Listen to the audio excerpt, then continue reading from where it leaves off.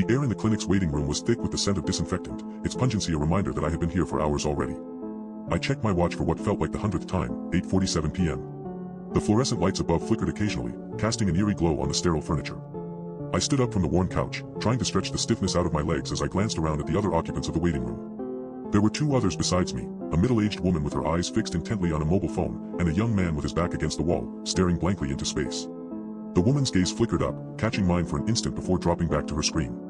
I tried not to feel uneasy under her scrutiny but couldn't help wondering what was so captivating on that tiny display. The young man, however, didn't even acknowledge my presence, lost as he seemed in his own thoughts. I took a seat next to the woman, trying to strike up a conversation. "How long have you been here?" I asked, attempting a friendly tone. She looked up at me again, her expression softening ever so slightly before she turned back to her phone and muttered something about having arrived an hour ago. The waiting room was starting to feel like a purgatory, devoid of any sense of urgency or progress. We were all just suspended in limbo, awaiting the benevolence of some unseen entity that might finally deign to see us. The fluorescent lights above seemed to be humming in time with my own anxious heartbeat. I tried to distract myself by glancing around the room once more, at the worn magazines on the coffee table, the dusty plants, and the faded clock on the wall, but it only served to make me feel more trapped, like I was stuck in some sort of nightmarish limbo.